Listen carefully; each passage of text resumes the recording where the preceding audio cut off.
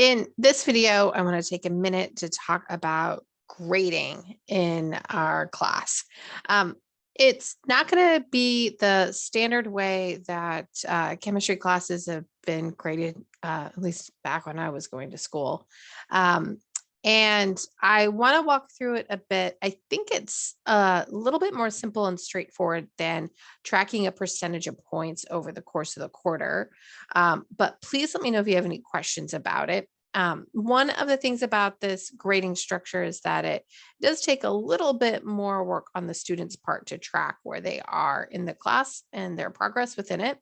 But I think that actually helps students in general kind of take control of their grade. So grading this quarter will follow a labor-based grading style in a science class. I have a summary graphic here or table that I'm going to talk through to kind of explain how it's going to work. But in general, the idea is to just set out standards for each GPA, and students then can kind of choose which GPA they want to earn and then just do the tasks necessary to earn that GPA. So any choice for a GPA is fine with me or you. And really choosing that GPA just depends on how much time you have to commit to the class. It will take a lot more time to get a 4.0 than it would get to get a 2.0 in the class.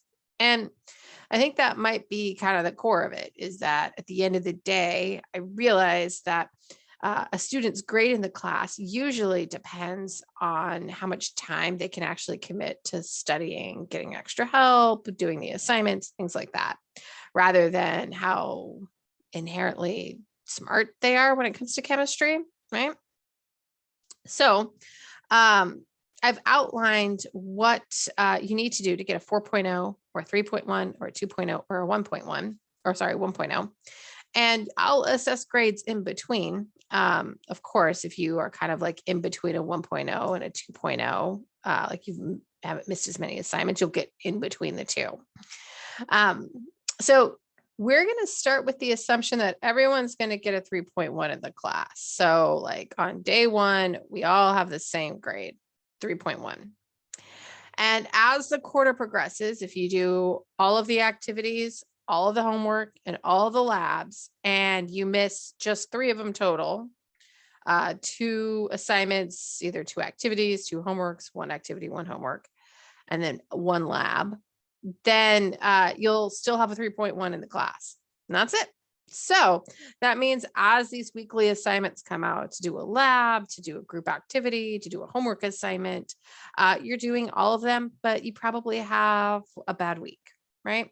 And you miss a lab, a homework, and an activity, you still have a B in the class, a 3.1. So as you miss more assignments, like let's say you actually miss 4 assignments and 2 labs for like a total of 6 assignments, then you're going to end up with a 2.0 in the class. If you miss only 1 lab and 3 assignments, you're going to kind of be in the middle there. So with that in mind, you can then also build up instead of fall behind from this B that we're all starting with. And so to get a 4.0 in the class, you are going to complete your 9 activities, your 9 homeworks. You could still miss 2. Like you still have a bad week where you're like, yep, didn't do that homework, didn't do that activity, instead was managing life stuff. But you're going to make sure that you are attending all labs and completing all lab assignments. And so a 4.0 student will have no missing labs, and they will complete projects. They'll complete 3 additional projects to kind of the core work of the class of their choice. And if they complete them, then you'll have a 4.0. If you complete just 1 project and you're not missing any labs, then you can get a 3.4 in the class. If you complete 2, you'll get a 3.7. If you complete all 3, you'll get a 4.0. So basically, it's just extra work to get to that A+. So that's kind of, I think, at the end of the day, the piece that's going to increase your grade the most after you are just doing the weekly work is projects. And I have an overview of the types of projects you can do, and you can generate your own type of project as well. And as you pick a project, I'll give you a rubric as well. So you need a topic. So that way you know exactly how you're going to be assessed and what you need to do to really complete it. And students can turn in projects at any point in the quarter. So it might make a lot of sense for you to say, well, I'm going to set deadlines for myself. I'm going to turn one in at week 4, one in at week 8, and one at the end at week 12. Kind of pace my work out. Some students might get really into one specific topic and want to focus on it and go in depth and do 3 projects that kind of build off the same topic and go deeper and deeper. And they might actually work on that and have a lot of time in the research phase, and then bring it all together at the end of the quarter and turn in all 3 in the last week of class. Any version is fine. It really depends on the type of learner you are and also how your life goes this quarter. So I'm happy to help and be flexible, and we can tweak and we can make a plan and then change a plan, and that'll be all right. So with this kind of grading system where we're talking about complete and incomplete, everything is going to be graded. So all of our assignments are going to be either complete and get a check mark or incomplete. Each assignment is going to have a set of instructions about how to earn that complete grade, or a rubric if it's a more complicated than just like do all of these things and then revise your work. Most of these are going to look like try this activity or this set of problems, and then get feedback and then revise it to correct your mistakes.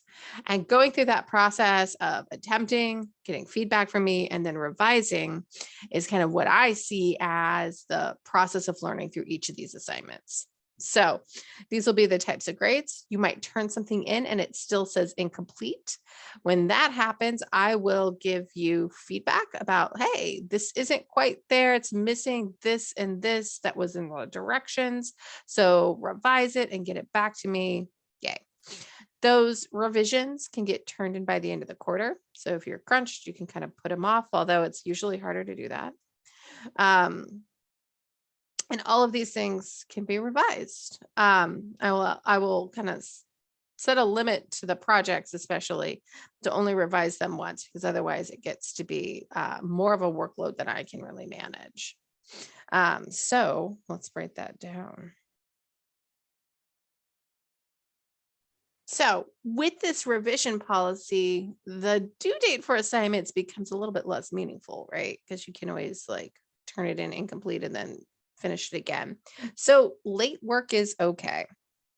That being said, I will only make a commitment to promptly return and grade work that's turned in on time. And that's just to manage my workload and to manage your workload.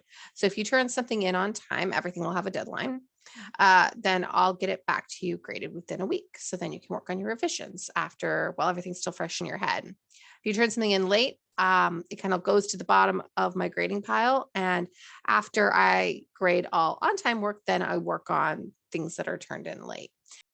In general, we'll have grade check-ins throughout the quarter. If you ever feel like you're unsure of where you stand in the class, you can check in with me. Typically, the way to just track your grade is, again, assume you're at that 3.1 and then count your number of missing assignments where the deadlines have passed. And then that'll help you correct for where you actually are in the grading structure. And then you'll account for your projects. And those are each worth 0.3 points on your GPA, but only after they're complete. All right. This is our grading structure for the class. And I hope that it works well for you.